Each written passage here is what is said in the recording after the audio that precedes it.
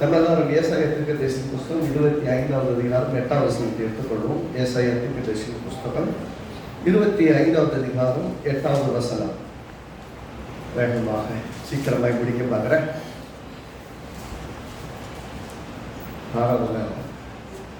இது தாமதமாக போகுது. சரி, 25:8. அவர் மரணத்தை எல்லாம் சேர்ந்து வாசிப்போம். அவர் மரணத்தை ஜெயமாக விழுங்குவார். கர்த்தராகிய தேவன் எல்லா முகங்களிலும் இருந்து கண்ணீரை துடைத்து தமது ஜனத்தின் நிந்தையை பூமியில் இராதபடி முற்றிலும் நீக்கி விடுவார். கர்த்தரே இதை சொன்னார். யார் சொன்னா? யாரோ ஒரு ஆள் கிடையாது. கர்த்தரே இதை சொன்னார். என்ன எப்படி சொல்றா? அவர் மரணத்தை ஜெயமாக விழுங்குவார். கர்த்தராகிய தேவன் எல்லா முகங்களிலும் இருந்து கண்ணீரை துடைத்து நமது ஜனத்தின் நிந்தையை பூமியில் இராதபடிக்கு முற்றிலும் நீக்கி விடுவார். எல்லா முகங்களிலும் இருந்து கண்ணீரை நீக்கி விடுவார் சொல்ற மட்டும் ஜனத்தின் என்ன சொல்லு, ஜனத்தின் நிந்தையை பூமியில் இராதபடிக்கு அப்படின்னா என்ன சொல்ல வராது? ஜனத்தின் நிந்தை பூமியில் இராதபடிக்கு நீக்கி விடுவார். நிந்தை எங்க இருக்கும்? பூமியில. இது பரலோகத்தை பத்தி பேச்சு கிடையாது. பரலோகத்தை பத்தி பூமியில நிந்தையை நீக்கிறதா பரலோகத்தை பத்தி பேசுறது. இந்த வசனம் பார்த்தீங்கன்னா நடக்க போகிற ஒரு காரியத்தை குறித்த தீர்க்கதரிசன வார்த்தை. இயேசுவின் உயிர்த்தெழுதலை குறித்து ஏசாயா தீர்க்கதரிசி கிட்டத்தட்ட ஒரு 600 வருஷங்களுக்கு முன்பாக தீர்க்க தரிசனமாய் வரைகிற ஒரு வார்த்தை. அந்த வார்த்தை என்ன சொல்றதுன்னா, இயேசு மரணத்தை ஜெயமாக விழுங்குவார். இன்னைக்கும் மனுஷங்களுக்கு இருக்கிற பெரிய பயம் என்னன்னா மரணம். அந்த மரணத்துக்கு போகும்போது ஒரு விதமான பயம் உள்ளத்தை கவியும். பார்த்துருப்பீங்க, இவ்வளவு நல்லா இருந்த மனுஷன், எத்தனை பேர் இப்படி யோசிச்சிருக்கீங்க? இவ்வளவு நல்லா இருந்த மனுஷன், இவ்வளவு உண்மையான ஆளு, இந்த ஆளுகளுக்கே இப்படி சாவு இப்படி எல்லாம் வரும்னா நம்மெல்லாம் இப்படி இருக்க போறோமோன்னு சசமாக யோசிச்சிருக்கோம் இல்லைங்களா? ஏன் அந்த மரணத்தினுடைய கொடூரம் எப்படின்னா, அந்த செப்பரேஷன், மணிக்குலத்தை இந்த பூமியிலிருந்து அவங்க பிரசனத்தை நீக்கி போடுது. மரணம் என்ன பூமியில் அவங்க வாழ்கிற அவங்க நமக்கு முன்னாடி இருந்த அந்த பிரசனத்தை நீக்கி போடுது. எத்தனை நாள் நீங்கள் வச்சிருக்க முடியும்? ஒரு அடக்கம் பண்ணிடுவீங்க, இல்லை புதைச்சிருவீங்க, எரிச்சிருவீங்க, ஏதோ ஒன்று பண்ணி ஆகும் இல்லையா? பொட்டியில் வைக்கணும், இல்லை எரிக்கணும், ஏதாவது பண்ணுவாங்க உலகத்தில் எல்லாருமே. இறக்குற வரைக்கும் அவ்வளோதான் அன்பு இருந்தாலும் இறந்ததுக்கு அப்புறம் உங்களால் வச்சிருக்க முடியாது. ஏன்னா அந்த மண்ணின் தன்மை, அழிவின் தன்மை, அதை நீங்கள் காப்பாற்றவே முடியாது. அழிவுக்குரியவைகளை அழியாமைக்குரியவைகளை மாற்றுவதற்கு உங்களால் என்னால் முடியாது, ஆனால் கர்த்தரால் முடியும். அழிவுக்குரியதாகிய இந்த சரீரத்தை அழியாமை உள்ள சரீரமாய் மாற்றுவதற்கு கர்த்தரால் முடியும். அப்படின்னா சாவே இல்லாத ஒரு வாழ்வை கிறிஸ்துவம் போதிக்கிறதா? எப்பயுமே பார்த்தீங்கன்னா இந்த உலகம், நீங்கள் கிறிஸ்துவத்துடைய அஸ்திபாரத்தை புரிஞ்சுக்கணும். த ஃபவுண்டேஷன் ஆஃப் கிறிஸ்டியானிட்டி, கிறிஸ்துவம் சொல்றாங்க இல்லையா, அதனுடைய அஸ்திபாரமே எங்கன்னா இயேசுடைய சிலுவை மரணம். மரணம் மட்டுமல்ல, உயிர்த்தெழுதலும் கூட. உயிர்த்தெழுதலே இல்லைன்னா எல்லா மனுஷனை போலதான் இயேசுவும். அவருக்கும் உங்களுக்கு எனக்கு எந்த வித்தியாசமும் இல்லை. ஏன்னா அவர் மரித்து அடக்கம் பண்ணப்பட்டு அதோட முடிஞ்சு போயிருந்தா அவர் ஆராதிக்கிறதுக்கு அவசியமே கிடையாது. இறந்து போன எத்தனையோ பேர், அவங்கள இவர் ஒருத்தர். ஆனால் இவர் அப்படி கிடையாது. இந்த உலகத்தில் இருக்கிற அத்தனை கல்லறைகளில், அத்தனை புதைக்கப்பட்ட இடங்களில் வைக்கப்பட்ட எலும்புகள் உள்ளதா இருக்கு. அவங்களுடைய எலும்புகள்லாம் அங்கே தான் இருக்கு. ஒரே ஒரு கல்லறை மட்டும் தான் காலியாக இருக்கு, எம்டியாக இருக்கு. அந்த கல்லறையாக தான் இயேசுவை வைக்கப்பட்ட கல்லறை. ஏன்னா நம்ம உயிரோடு எழுந்தான். அதனால தான் அவன் தெய்வமாக இருக்கிறான். அதாவது நீங்கள் தெய்வம்னு ஒருத்தர் ஆராதிச்சிங்கன்னா எதன் அடிப்படையில் நீங்கள் ஆராதிக்கணும்னு ஒன்று இருக்கு இல்லையா? இது சரித்திர நிகழ்வு. இது பார்த்தீங்கன்னா ஹிஸ்டாரிக்கலா, எந்த இடம், எந்த நாடு, எந்த பட்டணம், இன்னைக்கும் இதை குறித்து நான் சொல்றேங்க.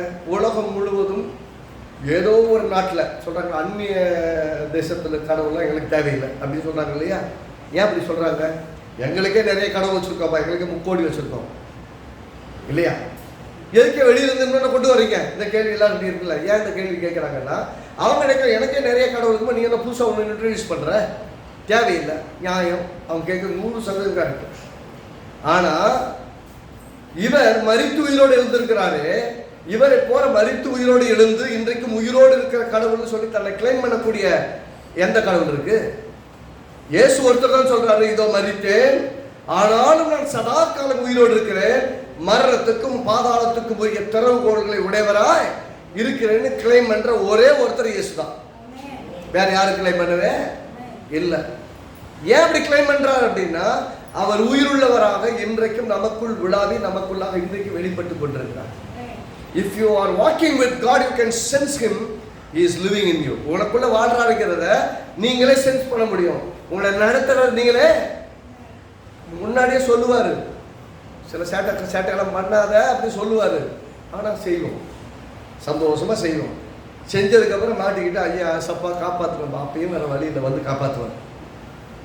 காப்பாத்தான் செய்யறாரு.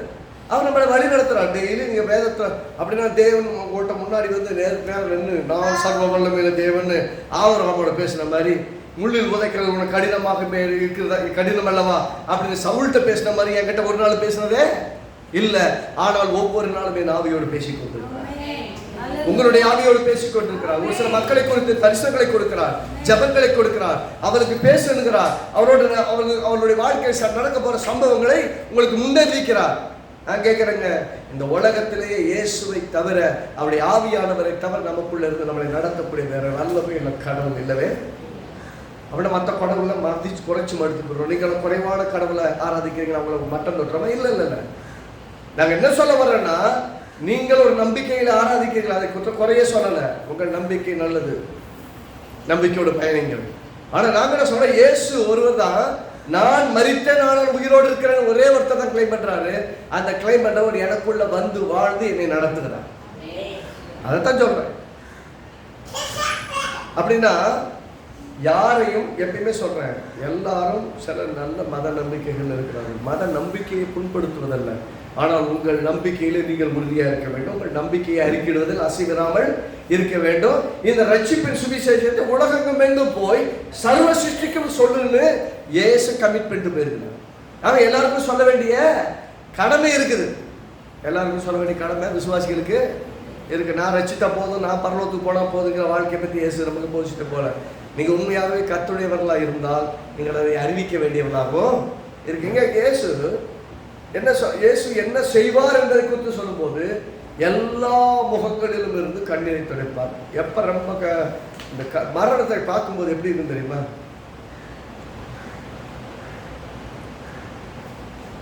கிறிஸ்துவ மக்களுக்கே சொல்றேன், கிறிஸ்துவ மக்களா இருக்க உங்களுக்கு உங்க வீட்டில் ஒரு மரணம் நேரிடுதுன்னு வச்சுக்காங்க. உதாரணம், கிறிஸ்துவை ஆராதிக்கிறீங்க, உங்க வீட்டில் ஒரு மரணம் நேரிடுது. நம்ம வீட்டில் ஒரு மரணம் நேரிடுதுன்னா வந்து பார்க்குறவங்க சொல்லுவாங்க, கிறிஸ்துவ அவ்வளோ நல்லா நம்பினாங்களே, இயேசுவை நம்புறாங்களே, இயேசுவை தேடினாங்களே, அப்புறம் எப்படி இவங்க வீட்டில் சாவு வரும்? இயேசு உங்களை காப்பாற்றலையா அப்படின்னு கேட்டு போவாங்க. ரைட்டா? அந்த வார்த்தை எப்படி இருக்கும் கேட்கும்போது? உள்ள குத்தும். ஏமா ஆண்டவரே, என்ன ஆண்டவரே, நீங்க எப்படி ஆண்டவரை காப்பாற்றாம விட்டுட்டீங்க அப்படின்னு கேட்க தோணுமா? எல்லாருக்கும் கேட்க தோணும். ஏன்னா வந்து கேட்டு போயிருக்காங்க. இதை எதை குறித்து சந்தேகம் எழுப்புதுன்னா, ஆனா கிறிஸ்துவுக்குள் மரித்தவர்கள் பாக்கியவான்கள் வேதம் சொல்லும். என்னதான் கிறிஸ்துவுக்குள்ள மரித்தவர்கள் பாக்கியவான்கள். அதான் கிறிஸ்துவுக்கு உள்ள இருக்கிறவங்க மரிக்கிறதுக்கும் கிறிஸ்துவை அறியாமல் மரிக்கிறவங்களுக்கும் உள்ள ஒரே ஒரு வித்தியாசம் தெரியுமா?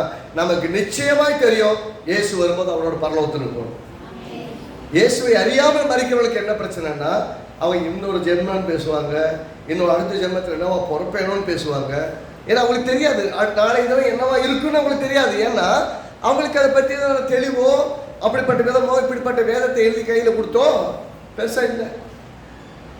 ஆனா கர்த்தர் தம்முடைய வார்த்தைகளை எழுதி நம்ம கையில கொடுத்து வாழ்க்கை எப்படி இருக்குமைக்கிறத எப்போ 2000 வருஷங்களுக்கு முன்னாடியே நம்ம மத்தியில் உள்ளாதி நம்ம மத்தியில் பேசி இந்த புஸ்தகத்தை கையிலையும் கொடுத்துட்டு போயிட்டார். இப்ப என் வாழ்க்கை எப்படி இருக்குன்னு யாரை கேட்டாலும் நான் தைரியமா சொல்ல முடியும். என் வாழ்க்கையிலே இந்த வார்த்தையிலே என் வாழ்க்கையை பற்றி என்ன சொல்லுதோ அதுதான் நானும். அப்படித்தான் நான் இருப்பேன், அப்படித்தான் நான் இருக்க போறேன். இப்ப என்கிட்ட கிறிஸ்துவ குடும்பங்கள்ல இன்னைக்கும் மரணம் இருக்கிறது என்று சொல்வது, உலகத்துல எல்லார் வீட்லயும் மரணம் இருக்கு, கிறிஸ்துவ வீடுகளிலும் மரணம் இருக்கு. அப்ப மரணத்தை ஜெயித்தவர்களா இவர்கள் உயிரோடு இந்த பூமியில வாழ்கிறாரு. என்னைக்குமே இவங்க சாக மாட்டாங்க கிறிஸ்தவங்க, அப்படி பைபிள் சொல்லல. என்ன சொன்னாரு? கம்யூனிஸ்ட் சமயத்துல வாசிச்சோம், கடைசி நாளில் அவனை எழுப்புவேன். அப்படின்னு என்ன அர்த்தம்? நீங்க செத்தாலும் புதைக்கப்பட்டாலும் உங்க எலும்பு நம்ம எலும்பு சாதைகள்லாம் மண்ணோட மண்ணை மக்கி போனாலும் ரெண்டையும் கிளைம் பண்ண ஒரு நாள் ஆண்டவராக இயேசு வருவார். உங்களில் ஒரு சின்ன துணிக்கையை கூட அந்த பூமியில் விட மாட்டார். ஏன்னா மொத்தத்துக்கு ஓனர் யாரு? ஆண்டவர். மொத்தத்துக்கு ஓனர் யாருன்னா ஆண்டவர்.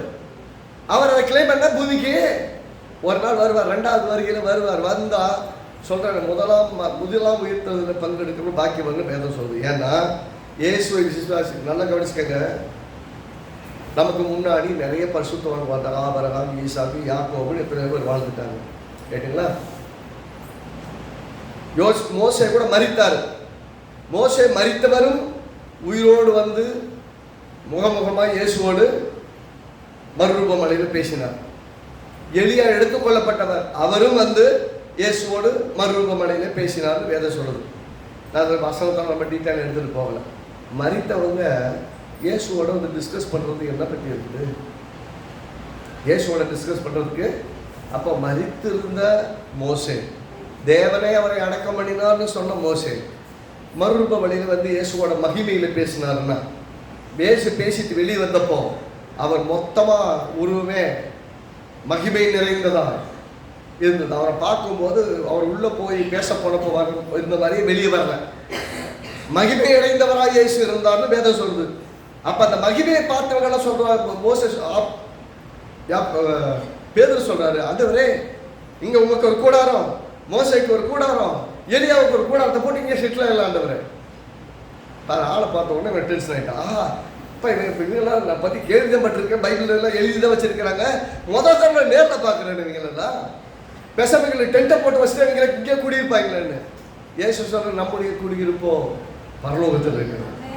நம்ம இயேசு சொல்லுகிறார் யோவான் 17 வச்சிங்கன்னா, நான் உலகத்தான் அல்லாதது போல நீங்களும் இந்த உலகத்தார் அல்ல. உலகத்தில் வாழ்றவங்களுக்கு தான் இந்த உடம்பும் தேவை, இந்த உலகத்தில் இருக்கிறதும் தேவை. ஆனால் இவங்க ஒரிஜினல் பிரஜை என்னன்னா பரலோகத்தின் தேவனோடு உறவு கொள்ளும்படி பரலோகத்தின் தேவனோடு வாழ வேண்டியவங்க. இந்த பூலோகத்தில் இந்த சரீரத்தில் இருக்கிற வரைக்கும் இந்த சரீரம் பாவத்தினால் கரைபட்டுருக்கு. உடனே சொல்லலாம், நான் எப்பயா பாவம் பண்ணேன், ஒரு தீங்கு பண்ணேயா, ஒத்தாளுக்கு கெட்டது நினைச்சது, ஒத்தாளுக்கு நான் தீமை பண்ணதில்லை, என் மனதளவு கூட ஒருத்தருக்கு கெட்டது நினைச்சதில்லை. அப்படி இருக்கும்போது நீ எப்படி என்ன பாதின்னு சொல்லலாம்? கேட்குறாங்க எல்லாரும். யார்கிட்ட போய் சொல்லி பாருங்களேன், இயேசு ஏற்றுக்கொள்ளுங்க, பாவத்தை கத்தர் பண்ணிப்பார். பாவம்னா என்னங்கன்னு சொல்லுவோம். நமக்கு தெரிஞ்சதில் என்ன சொல்லுவோம்? பாவம்னா என்ன? அக்கிரமம் பண்ணாத, அநியாயம் பண்ணாத, விபச்சாரம் பண்ணாத, தேசித்தனம் பண்ணாத, குடிக்காத, மற்றவனை கெடுக்காதம்போ. ஏதை நம்ம ஒன்றை கூட செஞ்சது இல்லையா, அப்புறம் எதுக்கு எனக்கு இயேசுன்னு கேட்பாங்க. ரைட் தானே? இதை ஒன்று கூட நான் செஞ்சது இல்லையே, அப்புறம் எதுக்கு எனக்கு இயேசு? நான் நீங்கள் சொல்கிறீங்கல்ல, உங்களுக்கு நான் சொல்கிற உண்மையை சொல்கிறேங்க, உங்களை கிறிஸ்தவங்கன்னு சொல்கிறீங்கல்ல, பெஸ்ட்டு கிறிஸ்தவங்களை விட எத்தனையோ தேவனை அறியாமல் உலகத்தில் அநேக தெய்வங்களை ஆராதிக்கிறவங்க பெஸ்ட்டாக இருக்காங்க கிறிஸ்தவங்களை விட. அதனால் அவங்க பரலோகத்துக்கு வந்துடுவாங்களா அப்படின்னு அவங்க கிளைம் பண்ணணும்னு நினச்சாலும், நீங்கள் சொல்லணும்னு நினச்சாலும், இப்போ அவ்வளோ நல்ல மனுஷருங்க, அவ்வளோ நல்ல மனுஷருங்க அப்படின்னா அது நல்ல மனிதர் என்பதனால் பரலோகத்துக்கு வர முடியாது. இயேசுவை விசுவாசித்து அவரை ஏற்றுக்கொண்டு அவரை ஆண்டவராய் பெற்றவர்களால் மறுபடியும் உயிரோடு எழுப்பப்படுவாங்க வேறு சொல்லுவாங்க. அப்போது குவாலிஃபிகேஷன் அப்படின்னா எங்கே பிரச்சனை? ஒரு தப்பு பண்ணாதவங்க, ஒரு கேடு பண்ணாதவங்க, ஒருத்தருக்கு ஒன்றும் பண்ணாதவங்களும் இந்த உலகத்தில் பாவம் செய்துட்டு இருக்கவங்களும் ஒன்றுன்னு வேதம் சொல்லுது. எந்த விதத்தில் நியாயம்னு கேட்டிங்கன்னா என்ன பிரச்சனைன்னா, நீங்கள் நானும் பிரச்சனை இல்லைங்க, நீங்கள் நானும் பிரச்சனை இல்லை. மரணம் எல்லாருக்குள்ளும் வந்து ஆண்டு கொள்ளலாம். ரோமருக்கு எழுதுல ரொம்ப 6வது அதிகாரம் தான். ரோமருக்கு எழுதுல வந்து 6வது அதிகாரம் கொடுத்துருங்க. அது ரோமருக்கு எழுதும் விதத்தில் மிக தெளிவாக மிக சரியாக இதை பற்றி பேசுகிறார்.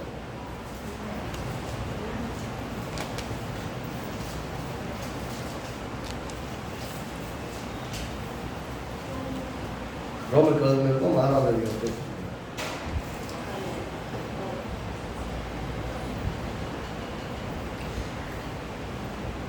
5வது அதிகாரத்தில் என்ன சிறப்பாக அதை பற்றி பேசுது. ஆனால் இப்போ பாருங்க,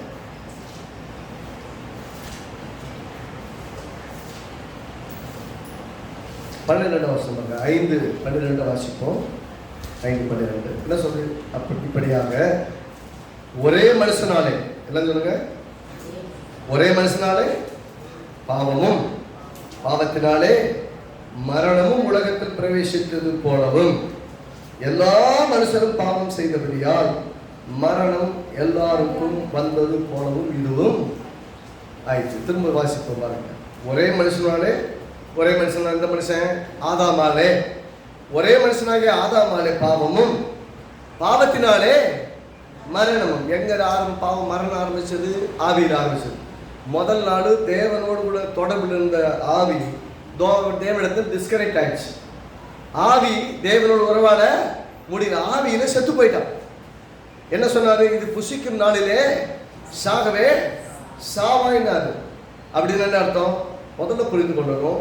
இயேசு புசிக்கும் நாளிலே சாகவே சாவாயின்னு சொல்லும் போது இந்த சரீர மரணத்தை பற்றி முதல்ல பேசாம என்னோடு கூட உறவுல நீ செத்து போயிடுவேன். You will disconnect from me. அப்ப மரணம்னு சொல்லும் போது தேவனோடு உங்கள் ஆவி உறவில் இருக்கிறதா அப்படிங்கிறத நான் கவனிச்சு பாருங்க. உங்கள் ஆவி தேவனோட உறவில் இருக்குன்னா நீங்க உயிரோடு இருக்கீங்கன்னு அர்த்தம், ஜீவனை உடையவங்களா இருப்பீங்கன்னு அர்த்தம். அதனால சொன்னாரு, என்னை விசுவாசித்து இந்த பாத்திரத்தில் பங்கெடுக்கிறவன், இந்த மாம்சத்தில் ரத்தத்தில் பங்கெடுக்கிறவன இயேசு எனக்காக மரித்தார், எனக்காக உயிரோடு இருந்தார், ஆகவே அவரை நான் விசுவாசிக்க அவரை எனக்கு ஆண்டவராக இருக்கட்டும் ஏற்றுக்கொண்டேன் அப்படின்னு சொல்றான்னு அர்த்தம். அப்படிப்பட்டவரை கடைசி நாள் நான் உயிரோட எழுப்பேன்னு சொல்றாரு. ஆனா ஆவிக்குரிய நிலையில மரித்தவங்ககிட்ட நீங்க போய் சொல்லி பாருங்க, இயேசுவை விசுவாசிங்க ஏற்றுக்கொள்ளுங்கன்னு. எனக்கு என்ன இயேசு தேவையே கிடையாது போய் அப்படி பாருங்க. இயேசு எனக்கு தேவையே இல்லை, எனக்கு நானே தான் ராஜா, நான் பார்த்துக்குவேன், எனக்கு இயேசுவை தேவையே சொல்றாங்களா? இங்க என்ன பிரச்சனை? சுவிசேஷம் என்ன சொல்றது? கர்த்தராகிய இயேசுவை விசுவாசி. அப்போ நீயும் உள்விட்டாரோ? அப்ப ரட்சிக்கப்படணும்னா ஒரே வழி ஆண்டவரை விசுவாசிக்கணும். ஆனா அவங்க நினைக்கிறாங்க எனக்கு தேவையில்லைங்க. அப்படின்னு என்ன அர்த்தம்? இப்போதும் ஜனங்கள் ஆதாமை போலவே தேவனுடைய வார்த்தைக்கு கீழ்ப்படிய மறுக்கிறார்கள், தேவனுடைய நியமத்தை ஏற்றுக்கொள்ள. அப்ப பாவம்ங்கிறது எங்க நிக்குதுன்னா, நீ எதை செய்தாய் செய்யவில்லை என்பதின் அடிப்படையில் நீ உயிரோடு இருக்கியா செத்து போடையாங்கிறது இல்ல. நீ மரணத்தில் இருக்கியான்னு அர்த்தம் இல்ல. எது மரணத்தை உண்டாக்குறது? கீழ்ப்படியாமை. கர்த்தருடைய திட்டத்திற்கும் கர்த்தருடைய விசுவாசத்திற்கும் கீழ்ப்படியாமை. இயேசு எனக்காக சிலுவையிலே வந்து மரித்தார் என்று விசுவாசிக்கிறவன் தேவன் நியமத்தை விசுவாசித்து ஏற்றுக்கொள்கிறவன். He is obeying to God who created his son, who sent his son to die for the humanity. மனுக்குலத்திற்காக தன் குமாரனை அனுப்பி அவர் மேலே மனுக்குலத்தின் மொத்த பாவத்தையும் வைத்து, ஆதாமிலிருந்து எல்லாருடைய பாவத்தையும் மேலே பறக்க போகிறவர்களுடைய பாவத்தையும் வைத்து அவர் மேல் தண்டனையை நிறைவேற்றி முடித்து விட்டார். அப்போ உன்னுடைய பாவத்தை இயேசு சுமந்து விட்டார். ஆகவே நீ என்ன பண்ணலாம்? இப்போ நீ எல்லாம் சுத்த வேண்டிய கிடையாது, ஊரா சுத்த அவசியம் கிடையாது. நீ உட்கார்ந்த இடத்துல விசுவாசித்து வாயை திறந்து இயேசுவை நீர் ஆண்டவர், இயேசுவை நீர் ஆண்டவர், எனக்காக உடைய குமாரனாகிய இயேசுவை பலியாய் கொடுத்தீர், அவரை விசுவாசிக்கிறேன், அவர் மரித்தொழுந்து எழுந்து உன்னதத்திலே எனக்கு ஆண்டவராக இருக்கிறார் என்று நான் விசுவாசிக்கிறேன், அவரை என் உள்ளத்திலே நான் வரவேற்கிறேன்னு சொன்னா செத்து கிடக்கும் மனிதனின் ஆவி மறுபடியும் தேவனோடு கணக்கு ஆவியார் உள்ள வந்து வாசம் பண்ணுகிறார். அந்த ஆவி தேவனோடு தொடர்புக்கு உட்படுகிறது. தேவனோடு தொடர்பு கொள்ள ஆரம்பித்த பின்பாக உங்களுக்கு யாரும் சொல்லி தர வேண்டிய கிடையாது, உங்களுக்குள் வாழ்கிற ஆவியானவரை தேவனோடு உறவாட கற்றுக் கொடுப்பார். ஆமே. எப்ப தேவனோடு உங்கள் உறவு எப்படி இருக்குதுன்னு சொன்னா அப்படின்னு என்ன அர்த்தம்? ஆவியிலே செத்து கிடக்கும். எபேசியர் 2ஆம் அதிகாரத்தில் வாசிங்கன்னா, அக்கிரமத்திலும் பாவத்திலும் மரித்தவர்களாக இருந்த உங்களை கிறிஸ்து உடனே கூட உயிரோடு எழுப்பினார். யாரோட? இயேசு எப்ப உயிரோடு எழுந்தாரு? 2000 வருஷத்துக்கு முன்னாடி. ஆனா வேதனை சொல்றது, இன்னைக்கு வாசிக்கிற நமக்கு இன்றைக்கு இயேசுவை ஏற்றுக்கொள்றோம், அந்த நாளிலே செத்து பிழைத்திருக்கிறோம். எல்லாம் சொல்லுங்க செத்து. ஆமா, சினிமா பாட்டு ஞாபகம் வந்துடும் இல்லையா? அவங்க பாடினாங்கன்னா செத்து பொழைச்சவன்டாரு, ரைட்டா? ஆனா பாட தகுதியான ஆள் யாரும் தெரியுங்களா? நாம தான். சொல்லுங்க, நான் தான். நான் செத்து பொழைச்சான். இயேசுவை யார் உள்ளத்துல விசுவாசித்து ஏற்றுக்கொண்டாங்களோ அவங்க ஏற்கனவே செத்து கிடந்தவங்க, மறுபடியும் எழுந்தவங்க. ஆவியில மறுபடியும் எழுந்தாச்சு. ஒரு நாள் வருவாரு, அன்னைக்கு இந்த சரீரமும் உயிரோடு எழுக்கும், அவரோட கூட சென்றடையும். அதான் சொல்றாரு, கண்ணீர் யாவையும் துடைப்பார்னா, என்னைக்கு என் பிள்ளைய பார்ப்பேன், என்னைக்கு என் மகனை பார்ப்பேன், என்னைக்கு என் பேர பிள்ளைய பார்ப்பேன், என்னைக்கு தகப்பனின் தாயும் பார்ப்பேன். அநியாயமே எனக்குள்ள என் கூட வாழ்ந்துட்டு இருந்தா, என் கூட உறவாடிட்டு இருந்த, என்னை நேசித்த என் பிள்ளையை காணும், என் அம்மாவை காணும், எங்க அப்பாவை காணும், அவங்க பிரசனத்தை நான் பார்க்காம இருக்கிறேனே தவிச்சுட்டு இருக்காங்களே, அழுதுகிட்டு இருக்காங்க. இன்னைக்கு வரைக்கும் அவங்களுடைய முகத்தில் உள்ள கண்ணீர் யாவையும் தேவன் குறைத்தார். தேவனை முகமுகமாய் காண்கிற அந்த நாளிலே நம்முடைய உறவுகளை எல்லாம் ஒரு நாள் பார்க்க போறோம். அன்னைக்கு பாத்தீங்கன்னா அது வரைக்கும் உங்களுக்கு அவமானமா பேசினாங்கல்ல, என்ன இயேசுவை நம்புற என்ன கிடைச்சது, இயேசுவை நம்புற எல்லாம் அவமானம், என்ன இயேசுவை நம்புறவனுக்கு எவ்வளவு துக்கம் சொன்னாங்கல்ல, அந்த நிந்தைகளை எல்லாம் கர்த்தர் நீக்கி விடுவார். இப்பெல்லாம் அன்னைக்கு அந்த ஜனமெல்லாம் பார்த்தீங்கன்னா கைவிடப்பட்ட நிலைமையில் இருக்கும். நம்ம கர்த்தரோடு உட்கார்ந்துருப்போம். ஆபிரகாமின் மடியிலே விடப்பட்ட எலேசரை போல அந்த ஐஸ்வர்யவானவர்கள் சொல்றான், ஐயோ என்னாலுக்கு வேதனை தாங்க முடியல, அந்த லாசர் கையில கொஞ்சம் தண்ணியை கொடுத்து என் நாக்கில், என் காலில் தொட்டி என் நாக்கில் வைக்க சொல்லுங்க. என்னவா அவன் காலில் தொட்டி என் நாக்கில் வைங்கன்னு சொல்றாங்களே, அதை செஞ்சா கூட எனக்கு திருப்தி இருக்குமேன்னு. அவ்வளவு மரணத்தின் வலிமை பயங்கர கொடியது, நரகம் ரொம்ப கொடியது. அவ்வளவு கொடுமையை இந்த மனுக்குளம் தைரியமா சந்திக்க ஆயத்தமாய்ப்பட்டிருக்கு. அதாவது கீழ்ப்படிய மனதில் நல்லா கவனிக்கிற பாவம் என்பது எதை செய்தீர்கள் எதை செய்யவில்லை என்று அல்ல. ரைட்டுங்களா? ஏதேன் தோட்டத்தில் எல்லாத்தையும் வச்சிருந்தார். ரைட்டுங்களா? எல்லாத்தையும் வச்சிருந்தார். ஒன்றை மட்டும் இதை புசிக்காது, இது புசிக்கும் நான் இது சாகவே சாவாயினார். நல்லா கவனிக்கணும். எல்லாத்தையும் படைத்தவர் எல்லாம் நல்லது என்று கண்டார். எல்லாம் சொல்லுங்க, எல்லாம் எதுவுமே கெட்டதில்லை. அப்படி கெட்டதா எப்ப மாறிச்சு? கர்த்தர் நல்லதுன்னு கண்ட அந்த மரம் எப்போது கெட்டதா மாறிச்சு? தேவன் செய்ய வேண்டாம் என்று சொன்னதை செய்ததுனால். அப்போ பாவம் என்பது நீங்க என்ன கெட்ட காரியங்களை செய்தீங்க, குடிச்சீங்க, வெறிச்சீங்க, விபச்சாரம் பண்ணீங்க, வேசித்தனம் பண்ணீங்க என்பதை பற்றியது அல்ல. அது எதிலிருந்து ஆரம்பிக்குதுன்னா கீழ்ப்படியாமையிலிருந்து ஆரம்பிக்குது. When you are not obeying to God's commandment, you are doing sin against God. அப்படின்னா என்ன அர்த்தம்? கடவுள் இதை செய்ய வேண்டாம்னு சொன்னதை நான் துணிகரமாக நான் செய்வேன்னு சொன்னா நீங்கள் என்ன நினைக்கிறீங்கன்னா, இவர் என்ன சொல்றது நான் என்ன கேட்குறேன். இது இதோடு முடிக்கல. கர்த்தர் எல்லா இடங்களையும் பேசுறாரு. வேலைக்காரன்னா எஜமானுக்கு கீழ்ப்படிக்கணும், பிள்ளைகள்னா பெற்றோருக்கு கீழ்ப்படியணும். ஏன்னா கீழ்ப்படியாமை என்பது பிசாசுடைய தன்மை. பரலோகத்தால் தான் செஞ்சா, நீ என்ன ராஜாவா இருக்குது, நீ என்ன தேவனா, உனக்கு மேல நான் தேவனா இருப்பேன்னு சொல்லிதான் பரலோகத்துல பிரச்சனை பண்ணது. அப்போ பாவம் என்பது எதையெல்லாம் செய்தீர்கள் செய்யவில்லை என்பது பாவம் என்பதை பற்றி வர்ணிக்கல. தேவனுடைய சுவார்த்தைக்கு கீழ்ப்படிந்தீர்களா இல்லையா என்பதை பற்றி தான் பாவம் என்பது விளக்கு. அப்போ when God calls you, வாங்க இயேசுவை ஏற்றுக்கொள்ளுங்க, உங்களுக்கு தேவன் நித்திய ஜீவனை தருவார், நீங்கள் கர்த்தரோடு வாசம் பண்ணலாம், நீங்க மரித்தாலும் கர்த்தர் உங்களை உயிரோடு எழுப்புவார் இன்வைட் பண்ணும்போது, அதெல்லாம் எனக்கு தேவையில்லைங்கன்னு ஒருத்தர் சொல்றான்னு வச்சுக்கலாம். அவங்களோட பரிதபிக்கப்பட்டவங்க வேற யாரும் கிடையாது. ஏன்னா இன்விடேஷன் கிவன், அழைப்பு கொடுக்கப்பட்டு விட்டது. கீழ்ப்படுவது அவருடைய தனிப்பட்ட உரிமை. அதனால தான் இங்க மதமே மாற்றவே முடியாது. மதத்தை யாரும் மாற்றவே, மதம்னு இங்கே ஃபிக்ஸ் பண்ணிட்டாங்க, அதனால மதம் மாற்றம்னு பேசுறாங்க. இது நம்முடைய இருதயத்தில் ஏற்படக்கூடிய ஒரு மாபெரும் தீர்மானம். Am I obeying to God? Am I obeying to the world? உலகத்துக்கு பாவத்துக்கு கீழ்ப்படிஞ்சு என் சந்தோஷத்துக்காக வாழப்போறேன்னா, இல்லை கடவுளுக்கு கீழ்ப்படிந்து கர்த்தர் கொடுக்குற சந்தோஷத்தை வாழப்போறேன் தீர்மானம். நான் கர்த்தருடைய வசனத்துக்கு கீழ்ப்படிந்து என்னைக்கு ஒப்பு கொடுக்குறேன்னா ரொம்ப சக்சஸ் சொல்றேங்க. உங்க லைஃப்ல ரொம்ப சக்சஸ்ஃபுல்லா இருக்கணும்னா எல்லா விசுவாசிகளும் கவனமா கேளு. இங்க லைஃப்ல ரொம்ப சக்சஸ்ஃபுல்லா நீங்க இருக்கணும்னா டெய்லி கர்த்தர் சொல்ற ஆண்டவரே உங்களுடைய சித்தத்துக்கு என்ன ஒப்பு கொடுங்க. I surrender myself for your perfect will to be happen in my life.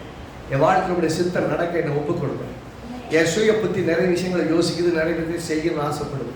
நான் உங்களுடைய சித்தத்தை செய்ய நானே விரும்புகிறேன். இயேசு சிலுவைக்கு போறதுக்கு முன்னாடி இந்த பாத்திரம் என்னை விட்டு நீங்க கூடுமானால், இந்த மரணம் என்னை விட்டு நீங்க கூடுமானால் நீங்கபடி செய்யும், ஆணையிடும் என் சித்தத்தின்படி அல்ல உங்களுடைய சித்தத்தின்படியே. அதனால வேதம் ரொம்ப சிறப்பா சொல்றது, இயேசு மரண பரியந்தம் கீழ்ப்படிந்தார், ஆகவே எல்லா நாமத்திற்கும் மேலான நாமத்தில் இயேசுவை ஏற்றி வைத்தார். ஆமென். சிங்காசனத்தால் உயர்ந்திருக்கிறார். காரணம் என்ன? கடைசி வரையும் தன்னை தாழ்த்தினார். நீங்க சக்சஸ்ஃபுல்லா இருக்கணும்னா, நான் ரொம்ப கரெக்ட் ஆண்டவரே, நீங்க சரியில்லை, அல்லது சுத்தி இருக்கவங்க எல்லாம் சரியில்லை, அது சரியில்லை இது சரியில்லை சொல்லாதீங்க. என்ன ஒப்பு கொடுக்கிறேன், என்ன தாழ்த்துறேன், உமக்கு கீழ்ப்படுத்திருக்க, எனக்கு வாழ்நாள் கடைசி வினாடி வரை உமக்கு கீழ்ப்படுத்திருக்கக்கூடிய ஒரு ஆவி எனக்கு கர்த்தர் சொல்றார். தாழ்மையில் அவனுக்கு கிருபை அளிக்கிறார், தாழ்மையில் அவனுக்கு எந்த அடைக்கலத்தை வைக்கிறார். எப்பெல்லாம் உங்க இருதயத்தை கர்த்தரிட தாழ்த்தி, ஆண்டவரே சரண்டர் டு யுவர் வில், உடைய சித்தத்துக்கு என்னை ஒப்பு கொடுக்கிறேன், நீர் என்னை ஆண்டு கொள்வீராக, என் வாழ்க்கையை, என் வேலை, என் குடும்பத்தை, என் வாழ்க்கையின் எல்லைகளை எல்லாத்தையும் நீங்க ஆண்டு கொள்ளுங்க, என் வருமானத்தை, என் எதிர்காலத்தை நீங்க ஆண்டு கொள்ளுங்க, அதுக்கு என்னை அர்ப்பணிக்கிற ஆண்டவர் எப்பெல்லாம் சொல்றோமோ, God be the master. நம்முடைய வாழ்க்கையில மீண்டும் ராஜாவாக யார் இருப்பா? இயேசு இருப்பார். பிசாசு கண்டத்துல இடமே. ஆனா எப்ப பார்த்தா நம்மளுடைய புத்தி கொஞ்சம் மேல இருந்ததான் பார்க்கணும். ஒவ்வொரு முறையும் கர்த்தர்ட்ட அர்ப்பணிக்க, எல்லாம் சொல்லுங்க, சரண்டர். சரண்டர். கர்த்தர்கிட்ட நம்ம என்ன பண்ணணும்? கையை தூக்கி சரண்டர் ஆகிட்டு என்ன பண்ணுவாங்க? சுடப்பட மாட்டான்னு சொல்லுவாங்க, ரைட் தானே? கையை தூக்கி ஒரு கொலை குற்றவாளியா இருந்தாலும் கையை தூக்கிட்டு ஐயா நான் சரண்டர் ஆகிட்டேன்னு சொல்லிட்டா அவனை கொண்டு கோர்ட்டில் தான் ஜட்ஜ்மெண்ட் தான் ப்ரொடியூஸ் பண்ணணும், ரைட்டா? சுட்டு கொண்டுடக்கூடாது. கையை தூக்காத வரைக்கும் சுட்டுடலாம், அவனுக்கு போலீஸ் அதிகாரிகளுக்கு எல்லாம் உரிமை இருக்குது. ஆனால் கையை தூக்கி சரண்டர் ஆகிட்டேன்னு அர்த்தம், நான் சரண்டர் ஆகிட்டேன்னு விட்டுருங்கப்பா அப்படின்னு அர்த்தம். கையை தூக்கி சரண்டர் ஆனால உலகத்தின் சட்டமே சுடாதுன்னா கர்த்தர் எப்படிங்க சொல்லுவார்? கர்த்தர் எப்படி உங்களை அழிச்சு கொள்வார்? கர்த்தரே எனக்கு உதவி செய்யுங்க, நான் முடியலாண்டவரை இருந்து வரணும்னு பார்க்க முடிய மாட்டேங்குது, இதை மேற்கொண்டு பார்க்க முடிய மாட்டேங்குது. எப்போ பார்த்தாலும் என் மாம்சம் எனக்கு விரோதமாக போராடிக்கிட்டே இருக்கு, என் புத்தி எனக்கு விரோதமாக போராடிக்கிட்டே இருக்கு, என் சூழ்நிலைகள் எல்லாம் என்னுடைய வாழ்க்கையில உனக்கு கீழ்ப்படிய முடியாதபடிக்கு, உங்களுடைய வசனத்தை நம்ப முடியாதபடிக்கு போராடிக்கிட்டே இருக்காண்டவரே அப்படி நீங்க ஒப்பு கொடுத்தீங்கன்னா கர்த்தர் உங்களை உயிர்ப்பிக்க வல்லவராக இருக்கிறார். ஆவியில எவ்வளவு தூரம் நீங்க உயிரோடு இருக்கீங்களோ, உயிர்ப்பிப்பா இருக்கீங்களோ, அவ்வளவு தூரம் நீங்க ரொம்ப சக்சஸ்ஃபுல்லா முன்னேறிட்டே போயிட்டே இருக்கு. ஆவி ரீதியில நீங்க சோர்ந்து போனீங்கன்னா, மனம் சோர்ந்து போச்சுன்னா, உடம்பு சோர்ந்து போச்சுன்னா உங்களால் வெற்றிகரமாக என்ன செய்யவே முடியாது. அதனாலதான் பார்த்தீங்கன்னா இங்க சொல்லும் போது ஒரே மனுஷனால பாவம் உலகத்துல வந்துச்சு. அந்த ஒரு மனுஷன் என்ன பண்ணா? தேவனுடைய வார்த்தைக்கு கீழ்ப்படிய மறுத்து தேவன் செய்ய வேணாம்னு சொல்றதை செஞ்சான், கீழ்ப்படியில செய்யக்கூடாதுன்னு சொல்றதை செஞ்சான். அதனால உலகத்துல பாவம் வந்து அதாவது பிரவேசித்து வரும். எல்லா மனுஷனும் பாவம் செய்தபடியார். எல்லா மனுஷன் என்ன பாவம் செஞ்சாங்க? இப்பயும் சுவிசேஷம் சொல்லி பாருங்க, இதை செய்ய வேணும்னு சொல்லி பாருங்க. எவ்வளவு வேணாங்க, நம்ம வீட்டிலேயே கேளுங்க, நம்ம மனைவிட்டே பிள்ளைகிட்டே சொல்லி பாருங்க, இல்லை கணவர்கிட்டே சொல்லி பாருங்க, நம்ம அப்பா அம்மாட்ட சொல்லி பாருங்க, இதெல்லாம் செய்யாதீங்கன்னு சொல்லி பாருங்க. கீழ்படுகிறாங்களா என்ன? கீழ்படுகிறாங்களா என்ன? கீழ்படுகிறது இல்லை. ஏன்? அதுதான் பாவம். என்னது பாவம்? அப்போ இவங்க சொன்னதுக்கெல்லாம் நாங்கள் ஆமா ஆமான்னு சொன்னால் நாங்கள் கீழ்படுகிறோம்னு அர்த்தம். அப்போ மட்டும்தான் நாங்கள் பரலோகத்தில் தேவனுடைய பிள்ளைகளா அப்படின்னு கேட்டால் கர்த்தர் அப்படிதான் சொல்றாரு. பிள்ளைகளே, உங்கள் பெற்றோருக்கு கர்த்தருக்குள் கீழ்ப்படியுங்கள், இது என்னவா? நியாயம். பிள்ளைங்க பெற்றோருக்கு கீழ்ப்படிய நியாயமா இல்லையா? பிள்ளைகளே, உங்கள் ஆசிரியருக்கு கீழ்ப்படியுங்கள். எதுக்கு? உங்களை நல்லா படிக்க வைக்கிறது. எஜமானுக்கு, வேலைக்காரரே உங்கள் எஜமானுக்கு, உங்க சூப்பர்வைசருக்கு, உங்க மேனேஜருக்கு, உங்க ஓனருக்கு கீழ்ப்படியுங்கள். எதுக்கு? கெட்ட முதலாளியா இருந்தாலும் கர்த்தர் உங்களுக்கு மேல முதலாளியா இருந்தாலும் தான் வச்சிருக்கிறார். கீழ்ப்படிங்க. இந்த உலகம், ஐயோ இந்த உலகத்தை ரொம்ப மோசங்க, இந்த அரசாங்கம் சரியில்லை, அது சரியில்லை, இது சரி, ஆயிரம் கதை நம்ம சொல்லலாம். ஆனா கர்த்தர் சொல்றாரு, சட்டத்திற்கு கீழ்ப்படிங்க. Be the Christian should be the first obedient people to the nation. தேவனுக்கு தேவன் நியமித்திருக்கிற ராஜாக்கள் தான் சொல்றாங்க. அது இந்த ஸ்டேட்ல இருந்தாலும் சென்ட்ரலா இருந்தாலும் அந்த தலைவர்களை கர்த்தர் நியமித்திருக்கிறார். நாம் அவர்களுக்கு கீழ்ப்படிந்து சட்ட திட்டங்களை கீழ்ப்படிந்து வாழணும். அதுக்காக கர்த்தரை விசுவாசத்தை விட்டு கொடுத்துட்டு போயிடலாமா? இதுதான் எங்க லைஃப். இது இவர் உள்ள இருக்கிறனாலதான் இந்த சட்ட திட்டத்துக்கே கீழ்ப்படுகிறோம். இவர் உள்ள நான் என்ன கீழ்ப்படுகிறது அப்படின்னு சொல்லிட்டாரு. அப்ப அரசுக்கு கீழ்ப்படியணும், ஆண்டவரை மறுதலிக்கிறதுக்கல்ல. ஆண்டவரை மறுதலிச்சுட்டு சட்டத்துக்கு கீழ்ப்படியதில்லை, ஆண்டவரை விசுவாசித்து சட்டத்துக்கு கீழ்ப்படி. உயிரே போனாலும் பரவாயில்ல நிக்கணும். என்ன கடைசியாக உயிரே போனாலும் பரவாயில்லைங்க அப்படிலாம் நடக்காது. கர்த்தர் பார்த்துக்கணும், ரைட்டா? ஆனா அப்படி ஒரு நிலைமை வந்தாலும் சீசன்ல அப்படித்தான் எத்தனை பேர் செத்து போனாங்க. தப்பிச்சு போன ஒரே ஒரு ஊழியக்காரர் யாருன்னா யோவான் தான். யோவான் தான் போய் பத்மத்தீவுல போய் அவங்க நாடு நடத்துனாங்க. அது கூட வேணும் இல்லை, ஒரு தனிமையான ஒரு சிறையில தூக்கி போட்ட மாதிரி அங்கே தூக்கி போட்டாங்க.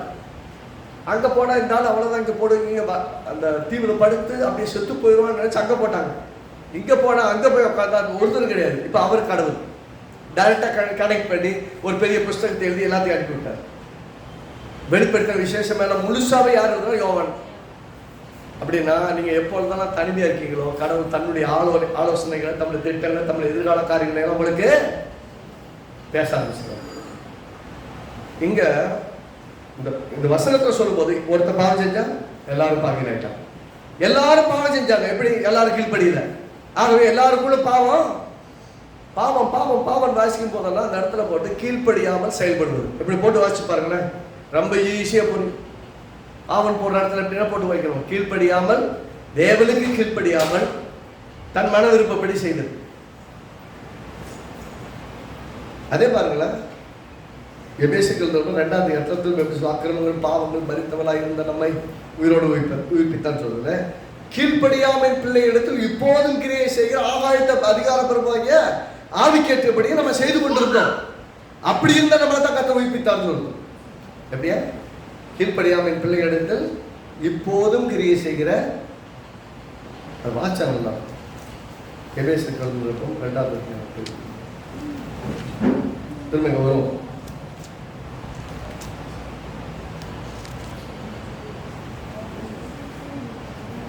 2ஆம் வசனம், 1ஆம் வசனம் 2ஆம் வசனம் சேர்ந்து வாசிப்போம். எபேசியர்கள் 2ஆவது புதிய ஏற்பாட்டில் எபேசியர்கள் 2ஆவது அதிகாரம் 1ஆம் வசனம் 2ஆம் வசனம். அக்கிரமங்களிலும், எல்லாம் சொல்லுங்க, அக்கிரமங்களிலும் பாவங்களிலும் மரித்தவர்களாய் இருந்த உங்களை உயிர்ப்பித்தார். ஏற்கனவே ஆவியில மறுபடியும் உயிரோடு எழுந்திருக்கிறவங்க இயேசு விசுவாசிக்கிறாங்க. ரைட்டுங்களா? ஆனா அவங்க அவைகளில் எவைகளில் அக்கிரமத்துல பாவத்துல செத்து கிடந்தீங்க. அவைகளில் முற்காலத்தில், நீங்கள் முற்காலத்திலே இவ்வுலக விளக்கத்தின்படி எல்லாரும் உலகத்தில் இருக்கவங்க எல்லாம் செய்கிறபடி கீழ்ப்படியாமையின் பிள்ளைகளிடத்தில் இப்பொழுது கிரியை செய்கிற ஆகாயத்தை அதிகாரபூர்வமாகி ஆவிக்கேற்றபடியும் நடந்து கொண்டீர்கள். அப்படின்னா முன்ன எப்படி இருந்தீங்க?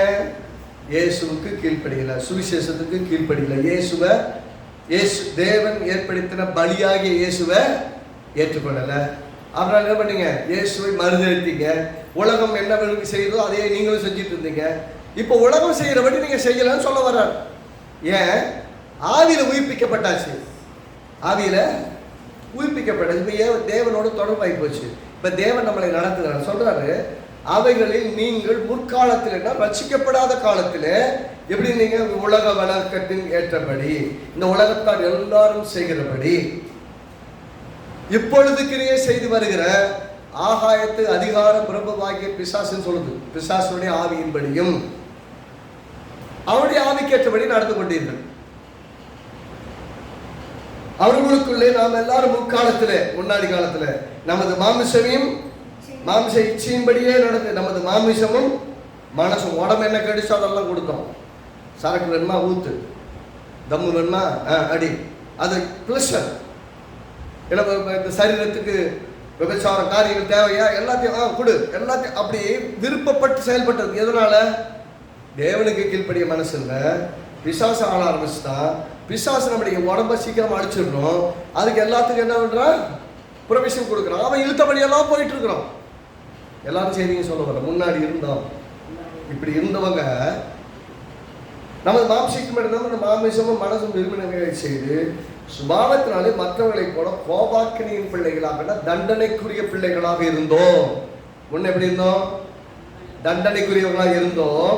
தேவனோ இரக்கத்தில் ஐஸ்வர்யம் கூட நம்மில் அன்பு நம்முடைய மிகுந்த ஐஸ்வர்யத்தில் அக்கிரமங்களில் மரித்தவர்களாக இருந்த நம்மை கிறிஸ்துவுடனே கூட உயிர்ப்பித்தார். என்ன சொல்லுங்க? கிறிஸ்துவுடனே கூட ஆவியில யாரெல்லாம் உயிர்ப்பிக்கப்பட்டிருக்காங்களோ, இயேசுவே என் உள்ளத்திலே வாரும் என்று விசுவாசித்து அழைத்து உள்ளே ஆண்டவராய் இயேசுவை ஏற்றுக்கொண்டிருக்கிறார்களோ அவர்கள் எல்லாரும் ஏற்கனவே ஆவியிலே மறுபடியும் பிறந்தவர்கள், பரலோக ராஜ்யத்தோடு தொடர்புள்ளவர்கள்.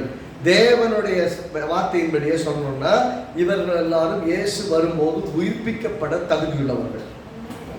எத்தனை பேர் சொல்றது நடக்குது? சொல்லுங்களேன். அப்படின்னா இயேசுவை உள்ளத்துல ஏற்றுக்கொண்டவங்க ஏற்கனவே ஆவியில செத்து பொழைச்சவங்க. இன்னொரு நாள் இருக்கு, இயேசு 2வது வருகையில வருவார். கர்த்தருக்குள் மரித்தவர்கள் பாக்கியவான்கள் சொன்னேன்னு முதலாவது கர்த்தர் அவர்களை எழுப்புவார்.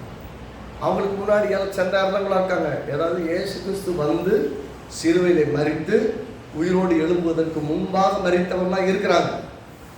அப்படியே ரைட்டா? ஆனா அவங்கள பத்தி எல்லாம் பேசல. கிறிஸ்துவுக்குள் மரித்தவர்கள் பாக்கியவான்கள். யாரா?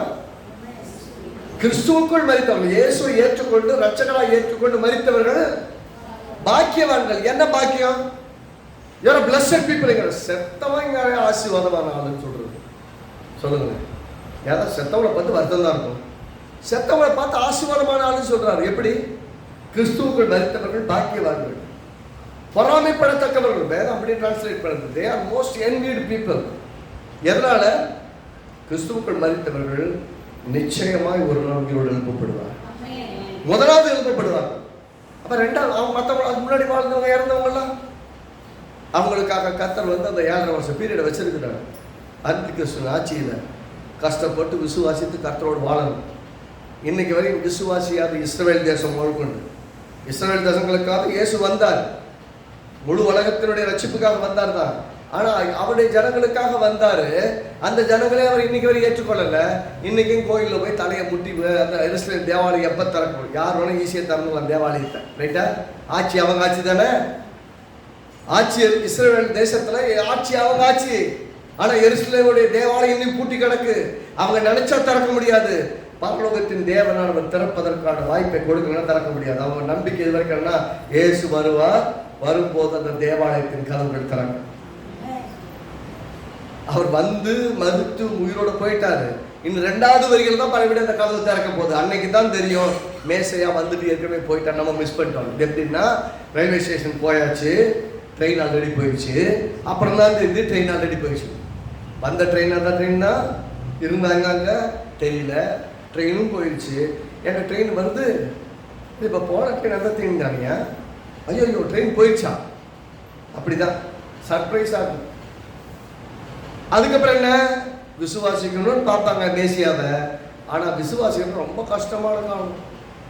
விசுவாசிச்சா என்ன விட பண்ணுவாங்க. இப்போ நடக்கிறதெல்லாம் கொஞ்சம், ஆனால் 100% ஃபுல் ஸ்விங்கில் நடக்கும். அந்த காலத்தில், அந்த உபத்திரவ காலத்தில் சிக்காமல் மரணத்தை சந்திக்கிறவங்களோ உயிரோடு எடுத்துக்கொள்ளப்பட்டவங்களோ பாக்கியவங்க. எப்படி? அந்த காலத்தில் உயிரோடு இல்லாதவர்கள் அப்படின்னு என்ன அர்த்தம்னா,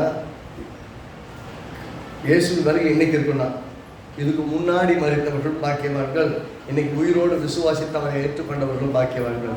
இன்னைக்கு அவர்கள் எடுத்துக்கொள்ளப்படுவார்கள். கைவிடப்பட்டவங்களுக்காக இல்லை, அவங்க நிலப்ப ரொம்ப பரிதாபம்.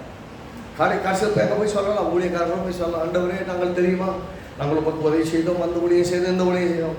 கிளம்பி போங்கப்பா, உங்களை யாருன்னு எனக்கு தெரியாது, உங்களை யாருன்னே தெரியாதுன்றவர். எதனால? அப்போ நீங்களே கெட்டவங்களா? அவங்களாம் கெட்டவங்களா? ஊழியம் செய்யறவங்களே கெட்டவங்களா அப்படின்னு கேட்டால் அப்படிலாம் கிடையாது. ஊழியம் செஞ்சதுனால குவாலிஃபைடு கிடையாது. கீழ்ப்பிடிந்து ஆண்டவராக இயேசுவை உள்ளத்தில் ஏற்றுக்கொண்டு அவருக்காக வாழ்கிறவர்களாக உத்தமமானவர்கள். அவர்கள் தான் பாத்திரவான்கள் பரலோகத்துக்கு செல்வதற்கு. இப்போ என்னுடைய வாழ்க்கை உயிர்ப்பிப்பை நோக்கி போய்கொண்டிருக்குதுங்க. சொல்றாரு, இயேசு மரணத்தை ஜெயமாக விழுங்குவார், மரணம் ஜெயமாக விழுங்கப்படும் அப்படின்னு ஏசாயா தீர்க்கதரிசி சொன்னார். ஓகே, இயேசு மரணத்தை ஜெயமாக விழுங்குவார் சொன்னாரு. ஓசியா தீர்க்கதரிசி புத்தகம் 13வது 14வது வசனத்துல முன்னறிவிக்கிறார். திரும்ப ஓசியாவும் முன்னறிவிக்கிறார், எனது மரணமே உன் கூரை எங்கே, பாதாளமே உன் வல்லமை எங்கன்னு. இது வரைக்கும் பார்த்தீங்கன்னா மரணத்துக்கு ஒரு பெரிய வல்லம் இருக்கு, ரைட்டா? அதனால மரணத்துக்கு அதிபதியாகிய பிசாசை, என்னமா மரணத்துக்கு அதிபதியாகிய பிசாசை இயேசு தம்முடைய மரணத்தினால் அழித்தார் சொல்லுவாங்க. இப்போ எப்படின்னா முள்ளால் இருக்குன்னு சொல்லுவாங்கல்ல, முள்ள போன வாரம் போன குட் ஃப்ரைடே சர்வீஸில் கூட சொன்னேன். இயேசு மரணத்தின் மூலமாக மரணத்தை ஜெயிச்சிட்டார். மரணம் யார் மரணம்? நாம் எல்லாம் பார்ப்போம் இயேசுவின் மரணம். இயேசுதான் மரித்தார் இல்லைன்னு சொல்ல, மனிதனாய் வந்த இயேசு மரித்தார், ஆமாம் உண்மை. ஆனால் அந்த இயேசுவின் மேலே நம்முடைய பாவம் எல்லாம் வைக்கப்பட்டதுனால நாமும் இயேசுவோடு கூட சிலுவையில் அறையப்பட்டோம். பவுல் என்ன சொல்லலாம்? கிறிஸ்துவோடு கூட சிலுவையில் அறையப்பட்டேன், ஆயினும் பிழைத்திருக்கிறேன். இன்னைக்கு நாள்ல கிறிஸ்துவை பிழைத்திருக்கிறார். அப்படின்னா நம்முடைய ஐடென்டிட்டி, நம்முடைய அடையாளம் மாறி போச்சு.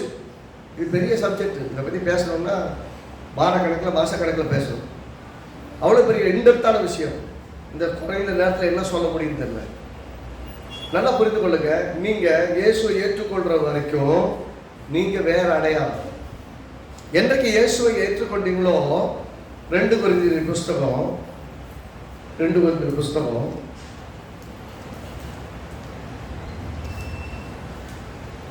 5வது அதிகாரம் 15, 16, 17 3 வசனத்தை வாசிங்கன்னா ரொம்ப எளிமையா புரியும். எல்லாம் கவனமா வசனத்தை பார்த்து வாசிங்க. 2 கொரிந்தியர் 5வது அதிகாரம் 15, 16, 17. பிழைத்து இருக்கிறவங்க அப்படின்னா இயேசுவை விசுவாசித்து உயிரோடு இருக்கிறவங்க பிழைத்திருப்ப தங்களுக்கென்று பிழைத்தராமல் அப்படின்னா மறுபடியும் பிறந்தவர்கள் தங்களுக்கென்று பிழைத்தராமல் தங்களுக்காக மரித்து எழுந்தவருக்கென்று பிழைத்திருக்கும்படி அவர் எல்லாருக்காக மரித்தார் என்று உதாரிக்கிறோம். எல்லாருக்காக என்ன சொல்லுங்க? எல்லாருக்காக சொல்லும்போது தங்களுக்காக மரித்து எழுந்தவர் தங்களுக்காக மரித்து எழுந்தவருக்கென்று பிழைத்திருக்கும்படி அவர் எல்லாருக்காகவும் மரித்தார் என்று நிதானிக்கிறோம். ஆகையால் இது முதற்கொண்டு நாங்கள் ஒருவனையும் யாரையும் சொல்லுங்க, யாரையும் மாம்சத்தின்படி அறிந்திருக்கிறது. என்ன குலம், என்ன கோத்திரம், என்ன ஜாதி, ஹைட்டு, வெயிட்டு, கலரு, நான் உயர்ந்தவன், நான் தாழ்ந்தவன், நான் படித்தவன், பட்டதாரி, நான் சயின்டிஸ்ட்டு, நான் என்ஜினியரு, நான் டாக்டரு, இப்படி நாங்கள் அடையாளப்படுத்துகிறதே ஒருத்தனையும் மாம்சத்தின்படி பார்க்க மாட்டோம். அப்படி என்ன அர்த்தம்? சுற்றி எல்லாரையும் பார்க்கும்போது உங்கள் ஞாபகம் எதை வரும்? உங்கள் முகத்தை இப்போ உதாரணத்துக்கு பாருங்க, நம்ம சர்ச்சில் ஒரு சகோதரியை பற்றி யோசிக்கணும், அவங்க முகம் தான் ஞாபகம் வரும். ரைட்டா? அப்படி தான் வரும், முகம் தான் ஞாபகம். ஆனால் எப்படி பார்க்கக்கூடாதான் முகத்தை? ஏன்னா கர்த்தர் எப்படி சொல்றாரு? நான் முகத்தை பார்க்கிறவர்கள் இருதயத்தை, நான் முகத்தை பார்க்கறது இல்லை. அப்படின்னு அர்த்தம் உள்ள இருக்கிற ஆளை பார்க்கிறார் கர்த்தர். இல்லை சொல்லுங்க, எனக்குள்ள இருக்கிற என் ஜீவனை பார்க்கிறார் கர்த்தர், என் இருதயத்தை பார்க்கிறார். கர்த்தர் எப்படி பார்க்கிறார் அப்படி நம்ம பார்க்கணுங்கிறாரு. ஒருத்தர் கர்த்தரை விசுவாசித்து அவர் ஏற்றுக்கொண்டு அவர்கிட்ட வர்றாங்கன்னா அவங்க முகத்தை பார்க்கக்கூடாது. அவன் ஏழையா பணக்காரன, ஏழைக்கும் இந்த நான் சொல்லியிருக்கேன், பல முறை சொல்லியிருக்கேன், இந்த ஆலயத்துக்குள்ள ஏன் ஏழை பணக்காரன் எந்த வித்தியாசமான எல்லாரும் ஒரே மாதிரி நடந்துறேன்னு சொன்னீங்கன்னா ஏசு அப்படித்தான் பார்க்குறாரு. இங்கே உலகத்திலே மிகப்பெரிய ஆள் வந்தாலும் சரி, எல்லாருக்கும் இங்கே சரியான ஒரே சமமான ட்ரீட்மெண்ட் தான். ஒரு ஆளுக்கு மேலே ஒரு ஆளுக்கு. ஏன்னா வசனம் சொல்லுது, ஒருவருக்குமே நீ மாம்சத்தின்படி நாங்கள் அறிவது இல்லை. ஏன் மாம்சத்தின்படி அறிவதில்லை? நீங்க பாருங்களேன், பெரிய பெரிய சபைகளை கூட எடுத்துக்காங்க, பெரிய அமைச்சர்களோ பெரிய பெரிய தலைவர்களோ வந்தாலும் கூட யாரையும் கூட கூப்பிட்டு உட்கார மாட்டாங்க இல்லையா? பிரசங்க மேடைகள் உட்கார வைப்பாங்க. வெளியே கூட்டம் நடக்குதுன்னா எல்லாரும் உட்கார வைக்கிறதுல அவங்களையும் என்ன பண்ணுறாங்க, அமைச்சர்கள் அப்படி பெரிய ஆளுங்கள்லாம் கூட அவங்க உட்கார வைப்பாங்க. ஆனால் தேவனுடைய ஆலயத்தில் தேவனுடைய பிரசன்னத்தில் உட்கார வேண்டிய இந்த மாதிரி ஊழியம் செய்கிற இடத்துல யாரையும் கூட முன்னாடி மேடை இருந்து உட்கார வைக்க மாட்டாங்க. ஏன் உட்கார வைக்கிறது இல்லை? உட்கார வச்சா குறைஞ்சாயா போயிடும் அப்படின்னு கேட்டீங்கன்னா குறைஞ்சி போயிருக்கிறதுலாம் கிடையாது. இங்கே எல்லாரும் சமம், கர்த்தர் மட்டும் தான் மேலானவர். உங்களுக்கு ஊழியம் செய்யும்படி நான் இருந்தாலும் நான் உங்களிலும் வேறுபட்டவன் அல்ல. உங்களை மாதிரி நானும் விசுவாசத்தான் படைக்கணும். விசுவாசத்தினால் நீதிமான். உங்களுக்கு எனக்கு என்ன வித்தியாசம் சொல்லுங்க? ஆனால் உங்களுக்கு போதிக்கிற இடத்துல வச்சிருக்கிறோம், உங்களை விசாரிக்கிற இடத்துல வச்சிருக்காரு, உங்களுக்காக ஜெபிக்கிற இடத்துல வச்சிருக்காரு, உங்கள் நலனுக்காக கருத்தாய் கர்த்தருடைய சமூகத்தில் நின்று உங்களுக்கும் தெய்வனுக்கும் மத்தியில் ஒரு மத்தியஸ்தராக நிற்க எனக்கு உதவி செய்திருக்காரு. ஆனால் எனக்கு மத்தியஸ்தர் ஆண்டவராக இயேசு. நான் யார்கிட்ட ஜெபம் பண்ணுவேன்? ஆண்டவரே இந்த சகோதரிக்கு உதவி செய்யுங்க, எங்களுக்கு அற்புதங்களை செய்யுங்கன்னு சொல்லி ஜெபம் பண்ண யார்கிட்ட ஜெபம் பண்ணுவேன்? மத்தியஸ்தராக இருக்கிற இயேசுகிட்ட. உங்களுக்காக ஜெபிக்கிற பொறுப்பு இருக்குது, உங்களை விசாரிக்கிற பொறுப்பு இருக்குது, உங்களுடைய உயர்வைக்கு கவனம் இருக்குது, உங்களை நலனில் அக்கறை செலுத்தலாம். அதுக்காக நான் உங்களுக்கு தலைவனாக இருக்க முடியாது.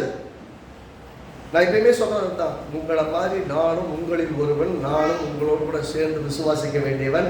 அதனால தான் பார்த்தீங்கன்னா எப்பயுமே சொல்லுவேன், எந்த காட்மென்னு சொல்லக்கூடியவங்க, சன்னியாசின்னு சொன்னாலும் சரி, பெரிய ஃபாதர்னு சரி, போதகர்னு சொன்னாலும் எவன் காலில் விடக்கூடாது.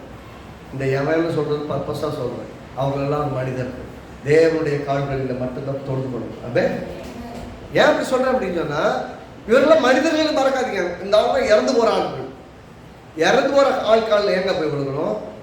மரித்து உயிரோடு இருக்கிற காலில் தான் போய் விடுக்கணும். அவர் பார்த்து தான் தொழுது கொள்ளணும், அவரை தான் நம்ம பணிந்து கொள்ளணும். மனுஷன் காலில் அதெல்லாம் எங்களுக்கு பஞ்சாயத்தாக இருந்தது.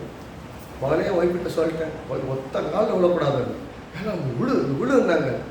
ஒத்த நாள் விட மாட்டாங்க. எதுக்கு விழணும்?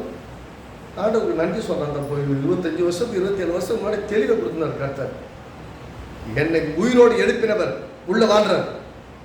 அவரோட போய் நான் இப்படி ஒருத்தர் காலில் போய் விழுகிறது விட மறுத்தேன். அங்கே கர்த்தருக்கு அடப்படுத்தப்பட்டார். அவங்க யாரும் அப்புறம் விட்டாங்க. நீ வந்து முறையெல்லாம் செய்யணும், முடியாது. ஞாயிற்றுக்கிழமை ஃபங்க்ஷன் வைப்பேன், வா, வர முடியாது. நான் வரணும்னு நினச்சா நான் சொல்கிறேன் அன்றைக்கி நீ கல்யாணம் தரீங்க அக்கா பொண்ணுங்களுக்கு. நான் வரணும்னு நினச்சேன்னா நீ விஷயத்தை வச்சேன்னா வச்சுக்கோ, இன்னொரு நாள் நான் வந்து பார்க்குறேன். நான் ஆண்டவரை ஆராதிக்கிறனால உயிரே போனாலும் சரி, சர்ச்சில் தான் போய் என் உயிர் போகும். நான் எந்த ஃபங்க்ஷனுக்கு எங்கேயும் வரவே மாட்டேன், முறைக்கு சொல்லிடுறேன். அவங்கள சொல்லி பேசி பார்த்து நீங்கள் திருத்தவே முடியாதுன்ட்டு என் ஒய்ஃப் எவ்வளோ கன்வின்ஸ் பண்ணி பார்த்தாங்க. எனக்கு தெரியாதுங்க, அவர்கிட்ட பேசிக்கங்கன்ட்டு விட்டுருவாங்க. என்கிட்ட வந்து கட்டம் ஒரே வார்த்தை தான், என்னை ஆண்டவரை ஆராதிக்கிற அந்த ஞாயிற்றுக்கிழமை அன்னைக்கு நீங்கள் எந்த ஃபங்க்ஷன் வச்சாலும் சரி, அதுக்காக கோடி ரூபான்னு சொன்னாலும் சரி, நான் வரவே மாட்டேன்.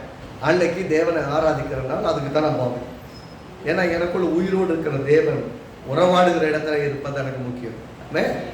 அதுக்கு பிரயாத்தனப்படுறோம். சில சமயம் ஜபம் பண்ணும்போது ஜபத்துக்காக காத்து இருக்கிறது சில சமயம் இல்லை. முக்கியமான என்னுடைய பயணங்கள், தவிர்க்க முடியாத பயணங்கள் ஒன்று இருக்குது பார்த்தீங்களா, அது ரொம்ப ரேரு. நம்ம எப்போ பார்த்தா ஞாயிற்றுக்கிழமை எங்கே இருக்குன்னு பார்க்குறேன். ஏன்னா தேவன் இந்த இடத்துல ஆலயத்தில் வைத்திருக்கிறார், இந்த ஜனங்களுக்கு ஊழியம் செய்விடே வைத்திருக்கிறார். அதுக்கு தேவன் இது வரைக்கும் உதவி செய்கிறார். இந்த காலங்கள் எப்படி போகுன்னு தெரியாது. ஆனாலும் இந்த தேவனாகிய கர்த்தர் எங்கே இருந்தாலுமே அப்பொழுது தேவனுக்கு ஊழியம் செய்கிற இடத்துல ஆலயத்தில் தான் இருந்தேன். அன்றைக்கி ரெஸ்ட் எடுக்கிறதா, லீவ் போட்டீங்க சும்மா இருக்கிறதுங்க எல்லாம் இல்லை.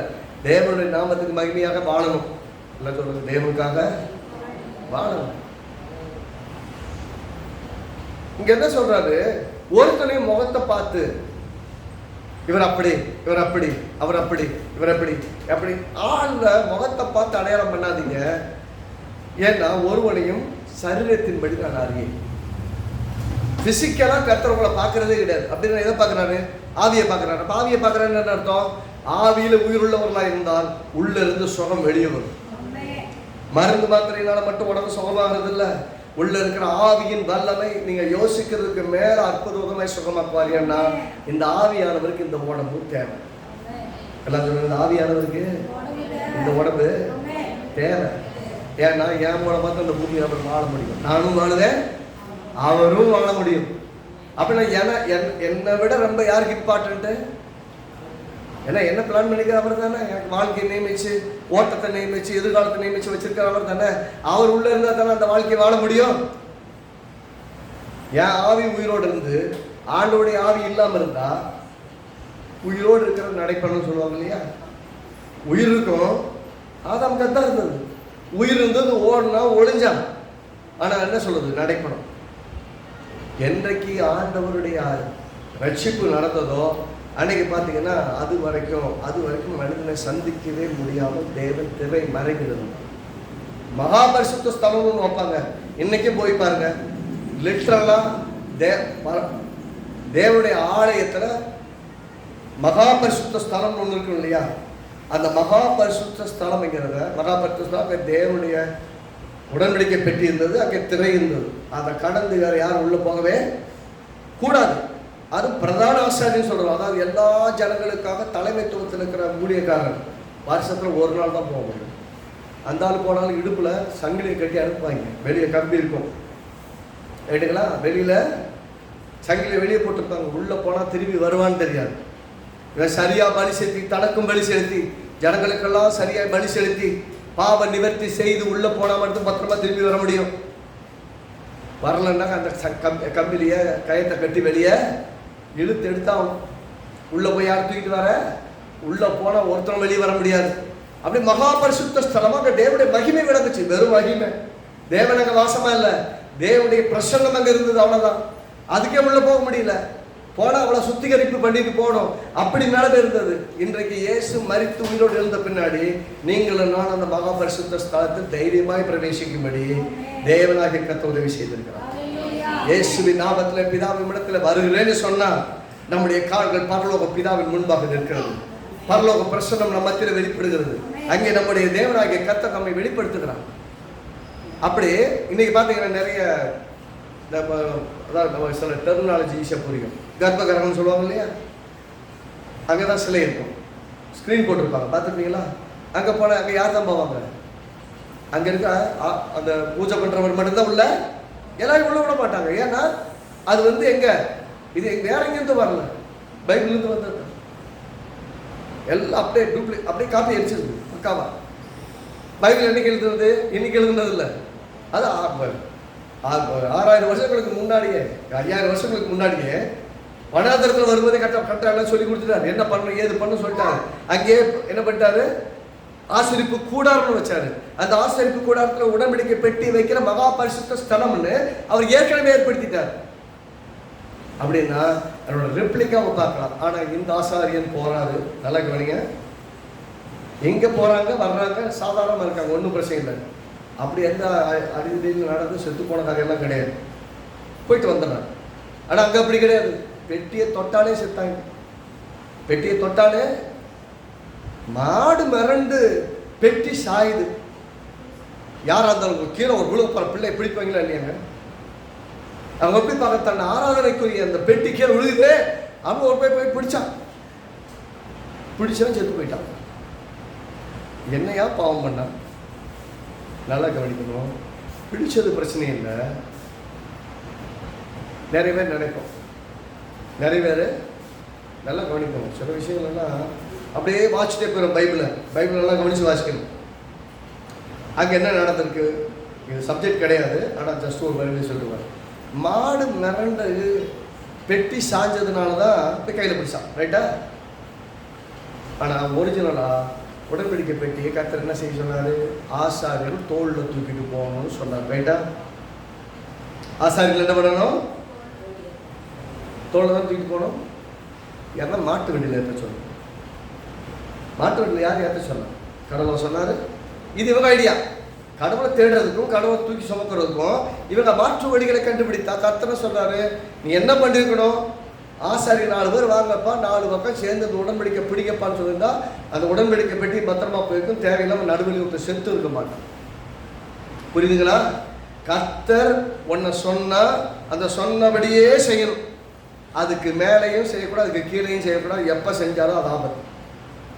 எத்தனை பேர் புரியுது நான் சொல்றது? கர்த்தர் எளிமையாக சொல்லி கொடுத்துருக்காரு. நிறைய சமயத்தில் நான் என்ன நினைச்சிருந்தேமா, ரொம்ப அநியாயம் பண்றாரு அப்படின்னு நான் போய் நினைச்சிருக்காரு. எனக்கு ஆண்டவர் அநியாயம் பண்றாருன்னு நினைச்சேன்.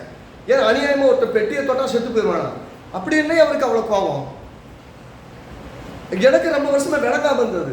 சத்தியத்தை தேடி தேடி யோசிக்கும் போது அது உடன்படிக்கை பெட்டியை பற்றி அவர் பேசும்போது ஆசாரிகள் தோடையில் தூக்கிட்டு போகணும்னு சொன்னார்.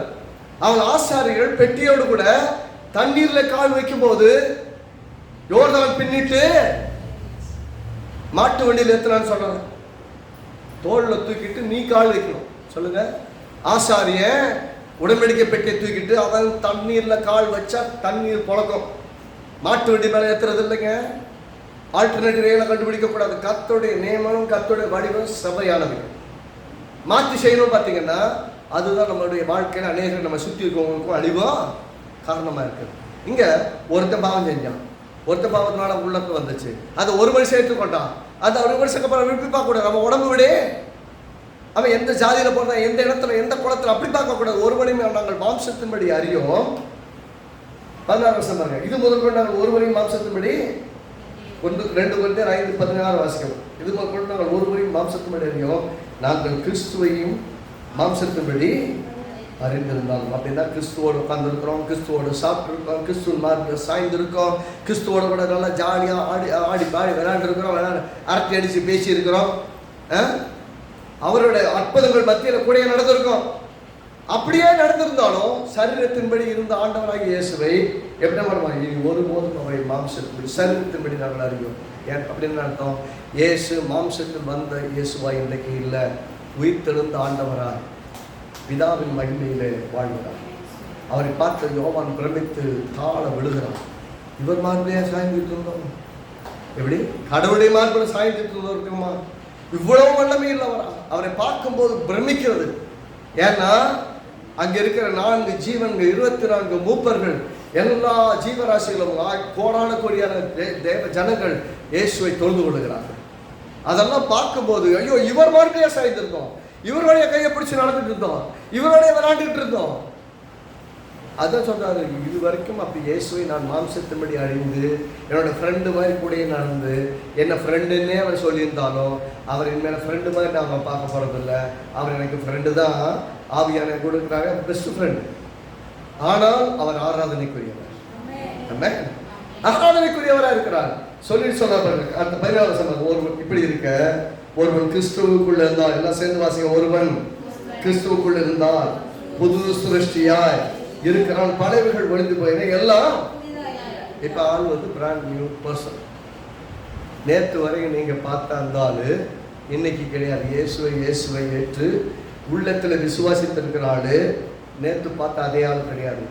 ஆராதனைக்கு வந்து ஆராதனை ஆண்டவராக இயேசுவை அறிந்து கொண்டு இந்த இயேசுவுக்காக நான் வாழப்போகிறேன் தன் இருதயத்தில் தீர்மானித்து, இயேசுவை என் உள்ளத்தில் வாரும், என் பாவங்களை மன்னியும், என் பாவத்துக்காக நீ சிலுவையில் மறித்தீங்க, எனக்காக ரத்தத்தை சிந்துறீங்க, நீங்க மறுபடியும் உயிரோடு எழுந்தீங்க, அதை நான் விசுவாசிக்கிறேன், உமக்கு என்னை அர்ப்பணிக்கிறேன், என் உள்ளத்துல வந்து வாரும்னு சொல்லி இன்வைட் பண்ண அந்த வினாடியிலிருந்து they are brand new people.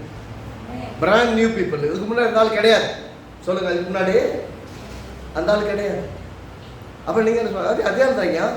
நீங்கள் வீட்டுக்கு போவீங்க, அதே ஆள் தான். வீட்டில் எல்லாம் உங்கள் நாய் உங்களை கரெக்டாக வெல்கம் பண்ணணும். ஆளை பார்த்தா மால் ஆட்டிட்டு வந்து கூப்பிடுவோம்.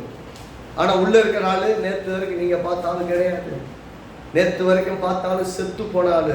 அந்த செத்து போன ஆள் ஆண்டவராக இயேசு ஏற்றுக்கொண்டாரு, உயிர்ப்பித்துட்டாரு. முதல்ல உயிர்ப்பிப்பு எங்கே நடக்குது? உள்ள உயிர்ப்பிக்கப்பட்டவன் இந்த சரித்திரம் வாழ்ந்தான். இந்த சரித்திரம் இன்னைக்கும் பாவம் இருக்கிறது. இந்த உலகம் இன்னும் பாவத்தில் இருக்குது. இன்னைக்கும் கீழ்ப்படியாமையின் மக்களிடத்துல கிரியை செய்கிற பிசாசினுடைய ஆவி வேலை செஞ்சுக்கிட்டு இருக்கு. மரணம் எல்லாருக்கும் வரும். ஆனா மரணத்துக்கு பின்பாக என்ன நடக்க போகுதுங்கிற கேள்வி. 1 கொரிந்தியர் புஸ்தகம் 15வது அதிகாரத்துக்கு பாருங்க. 20வது வசனத்துல பாத்தீங்கன்னா,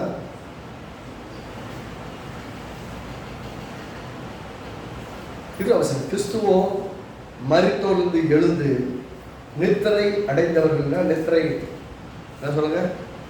நித்திரை என்ன? நித்திரை என்ன சொல்லுங்க? தூக்கம். நல்லா கவனிங்க. நம்ம சாவுன்னு பேசுவோம். ஐயோ விட்டுட்டு போயிட்டீங்களேங்கிறோம். அவர் எப்படி பேசுறாரு? தூங்குறாங்க.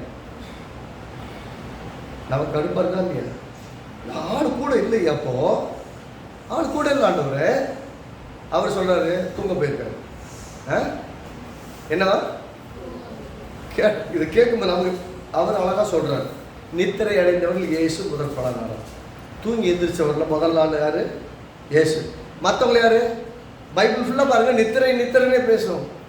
இப்போ பைபிளை வாட்சி பாருங்க, ஆங்கில புஸ்தா வேதாகமத்தை வாட்சி பாருங்க, அங்க எல்லாமே ஸ்லீப்னு வரும். பைபிள் எப்படி பேசுது? சாவை தூக்கம்னு பேசுது. எப்படிங்க சாவை எப்படிங்க தூக்கமா மாறுச்சு? ஏன்னா ஒருத்தர் தூங்கி இருக்குன்னு எந்திரிச்சிட்டாரு. தூங்கி 1வது நாள் உயிரோடு எந்திரிச்சிட்டாரு. அந்த இயேசு விசுவாசித்தவர்கள் ஏற்கனவே உயிரோடு உள்ள எந்திரிச்சிட்டாங்க. ஒரு நாள் இந்த உடம்பு கூட மறிக்கலாம், இல்ல உயிரோடு கூட இருக்கலாம். உயிரோடு இருந்தாலும் ஒருவேளை ஆண்டவருடைய டெர்மினாலஜி நித்திரை அடைந்தாலும், ரெண்டுல எது முன்னாடி நடந்தாலும் இயேசு வர்ற அன்னைக்கு நம்ம உயிரோடு வந்துருக்கோம், அவரோடு மறுரூபமா. இந்த நிச்சயம் தான் இந்த உலகத்தில் பெருசு. அப்படின்னா நம்முடைய லைஃப் ஆல்ரெடி கர்த்தரோட கனெக்ட் ஆயிடுச்சு. என் ஜீவன் கிறிஸ்துவோடு கூட இணைக்கப்பட்டுருச்சு. இந்த உடம்புல நடக்கிற காரியங்களை பற்றி எனக்கு பிரச்சனை இல்லை.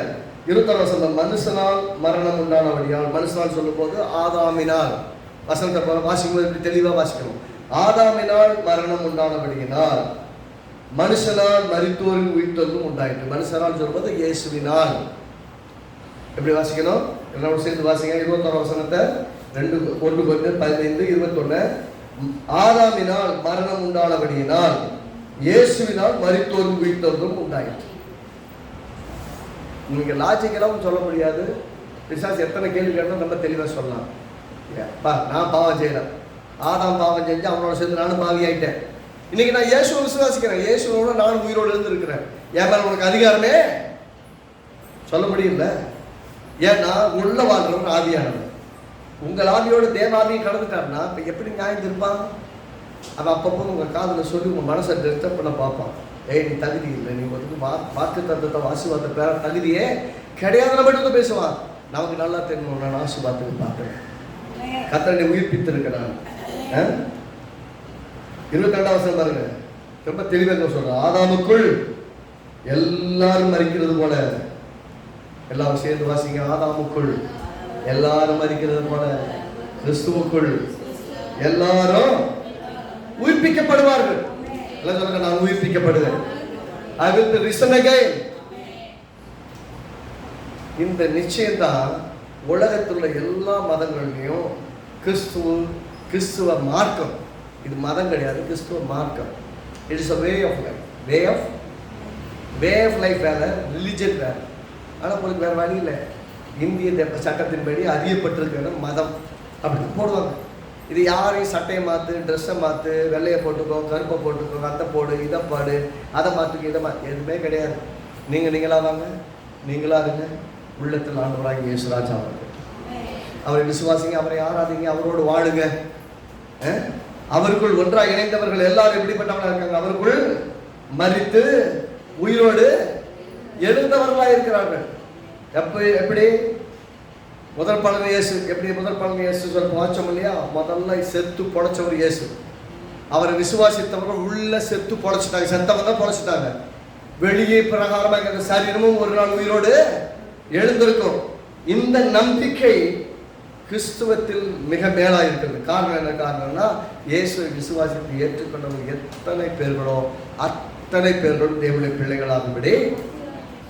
நான் சொல்ல, கடவுளுக்கு பிள்ளைன்னு சொல்லிட்டு நீங்கள் செத்து மட்டுமே போயிருவீங்க, என்ன பாருங்க சொல்லுங்க. கடவுளுடைய பிள்ளைய நீங்கள் கடவுளுடைய பிள்ளைன்னு சொல்லிட்டு செத்து போயிருவீங்க. உங்களுக்கு அதுக்கப்புறம் ஒரு வாழ்க்கை இல்லைன்னா இந்த உலகத்தில் இருக்க மக்களுக்கும் உங்களுக்கு என்னங்க வித்தியாசம்? மரிக்கிறவன் மரித்தாலும், இயேசு சொன்னாரு, என்னை விசுவாசிக்கிறவன் மரித்தாலும், அப்படிதான் சொன்னாரு. யோவான் 11:25-26 நானே உயிர்த்தலும். யோவான் 11:25-26 நானே உயிர்த்தலும் ஜீவனமாக இருக்கிறேன். என்னை விசுவாசிக்க மரித்தாலும் பிழைப்பான். உயிரோடு இருந்து விசுவாசிக்கிறவன் மரியாமல் இருப்பான். அப்படின்னு என்ன அர்த்தம்? செத்தா எழுப்புவேன், சாகாம உயிரோடு இருந்தால் எடுத்துக்குவேன். அவ்வளோதான் அர்த்தம் அர்த்தம். உயிரோடு இருக்கிறவன் செத்தவன் உயிரோடு எழுப்புவேன், சாகாம இருக்கிறவன மறுரூபமாக்கி என்னடிக்கு பிழைப்பான்னு என்ன அர்த்தம்? மரணத்தை காணாமல் பிழைப்போம். இன்னைக்கு இயேசு வருகிறான்னு வச்சுக்கோங்களேன், அவர் வழி எப்படி இருக்குன்னு சொல்லிக்கிறோம், திருடமாக இருப்பேன்னு சொல்லியிருக்காரு. கடைசி நேரத்தில் யுத்தங்கள் சத்தங்களை எல்லாம் கேட்பீங்க அப்படி சொன்னாங்க. நடந்துட்டு இருக்கா எல்லா இடத்துலையும். எப்போ 3வது உலகப் போர் வெடிக்குன்னு இருக்காங்க. 3வது உலகப் போர் வெடிச்சதுங்க தூசு பேராது. சொல்லுங்க, என்ன பண்ணாது? ஒரு சின்ன பிட்டு கூட பேராது. உண்மைதானுங்க. அவ்வளோ அணு ஆயுதங்கள் வச்சுருக்காங்க எல்லா நாடுகள்லையும். அங்கங்கே 4 குண்டை போட்டாங்கன்னா மொத்தமாக அழிஞ்சு போயிடும். நான் சொல்கிறேன், 2ல் ஒரு 3ல் 2 பங்கு காலியாக போயிடும். ஏன்னா அங்கங்கே மாலையில் அங்கங்கே கிராமங்களில் கொஞ்சம் மிச்சம் மீதி ஆட்கள் மிச்சம் இருப்பாங்க. இங்கெல்லாம் போய் குண்டு போடுறவங்களாம் போடுறவங்க தகுதியே கிடையாது, விட்டு வச்சா தான் உண்டு. இவ்வளோ பெரிய குண்டை இந்த 10 பேர் கூடி இருக்கிற கிராமத்துக்கு போடணுமான்னு விட்டு வச்சா தான் உண்டு. மற்றபடியா பட்டணங்களுக்கெல்லாம் கண்டிப்பாக போட்டு வரும். நம்ம தலைமையே நம்ம வீட்டு மேலேயே கூட குண்டாட கொடுக்கும். என்னையா ஆயத்தோடு எல்லாம் பேசுறது. அதை பாரு, குண்டு போடுறத பற்றியெல்லாம் கவலையே பண்ணல. குண்டு போட்டாலும் சரி, குண்டு போடாமல் போனாலும் சரி, விழுந்தாலும் சரி, இறந்து போனாலும் சரி, ஒன்று நிச்சயமாக இருக்குது, இப்போ இறந்தாலும் பரலோகத்தில் இருக்கும். அந்த நிச்சயம் உள்ளத்தில் இருந்துச்சுன்னா இதை பற்றியெல்லாம் பயப்பட வேண்டிய அவசியமே கிடையாது. இருக்கிற வரைக்கும் வெற்றியாக வாழும். இருக்கிற வரைக்கும் வெற்றியாக வாழும். தோல்வியில் இருக்கவே தோத்துக்கிட்டே வாழக்கூடாது. தோத்துக்கிட்டே வாழ்கிற விட முயற்சி பண்ணி பாருங்க. குஷ்டரோகிகள் ஊரை விட்டு ஒதுக்கி வைக்கப்பட்டவங்க, அவங்க போய் செத்தா கூட சாப்பிட இல்லை, கிடைச்சா சாப்பாடு கிடைச்சா சாப்பிடுவோன்னு சொல்லி அந்த படைக்குள்ளே போனால் எல்லாருக்கும் சாப்பாடு கிடைக்கும். அந்த தேசத்தினுடைய வறுமையை நீங்கள் போகும். அப்படின்னா துணிஞ்சு காரியங்களை செய்கிறவங்க மட்டும் வெற்றியாக முடிக்க முடியும். பயந்துக்கிட்டே இருக்கவங்க பயந்து யோசிச்சுட்டு இருந்தால் செய்யவே முடியாது. கர்த்தருடைய ரட்சிப்பு ரொம்ப தெளிவாக இருக்குது, ரொம்ப எளிமையாக இருக்குது. அதனால் இயேசு உள்ளத்தில் ஏற்றுக்கொண்டவங்க மரணத்தை ஏற்கனவே ஜெயித்திருக்காங்க. 1:15 வாசிச்சோம். 1:15 வாசிச்சோம் இல்லையா?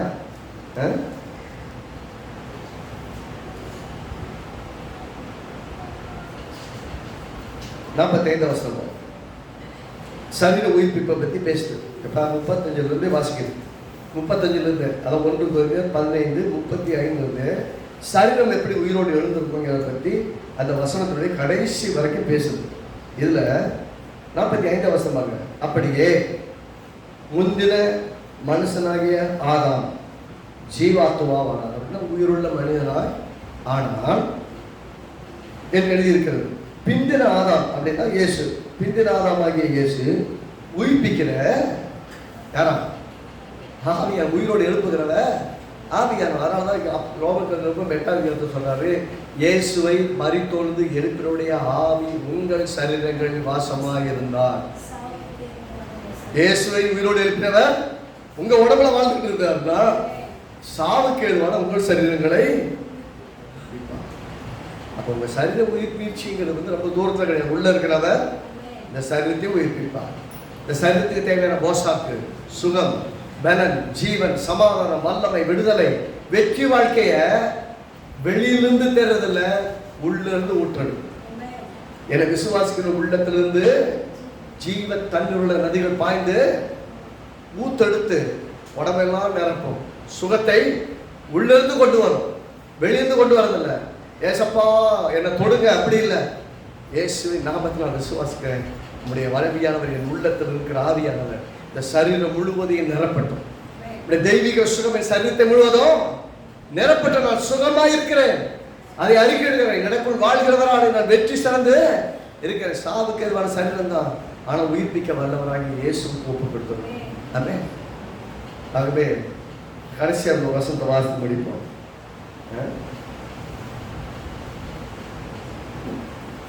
52 வசனத்தை வாசிக்கிறேன். எக்காலம் துணிக்கும், அப்பொழுது மரித்தோர் அழிவில்லாதவர்களாக எழுந்திருப்பார்கள், செத்தவங்க அழியாமை எழுவங்களாக எழுந்திருப்பார்கள். நாமும் மறுரூபமாக, உயிரோடு இருக்கிறவங்க நாம் எழுப்போம், ஏற்கனவே செத்திருக்கிறவர்கள் அழிவில்லாதவர்களாக எழுந்திருப்பார்கள்.